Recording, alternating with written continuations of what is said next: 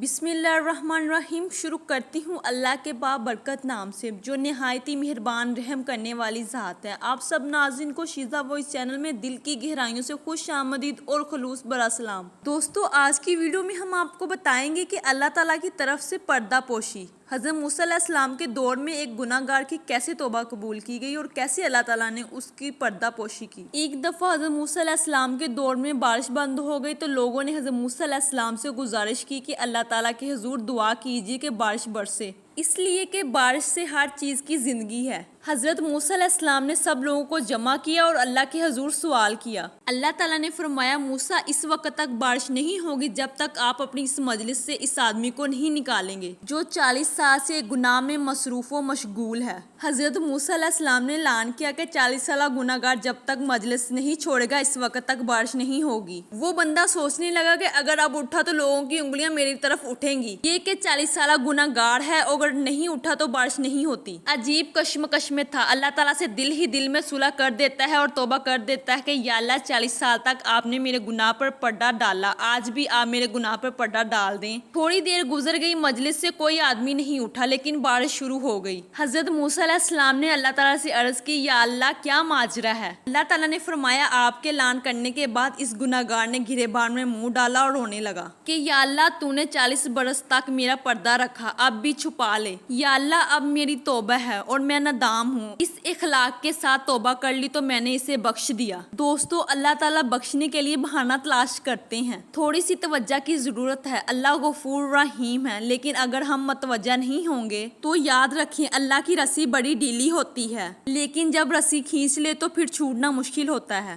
اللہ تعالیٰ ہم سب کو اپنے راستے پہ چلنے کی توفیق عطا فرمائے۔ آپ سب دوستوں سے گزارش ہے کہ آپ نے ابھی تک ہمارا چینل شیزا وائس سبسکرائب نہیں کیا تو ابھی سبسکرائب کر دیں، ویڈیو کو لائک کریں، شیئر کریں اور کمنٹ میں اپنی رائے کا اظہار ضرور کیجیے گا۔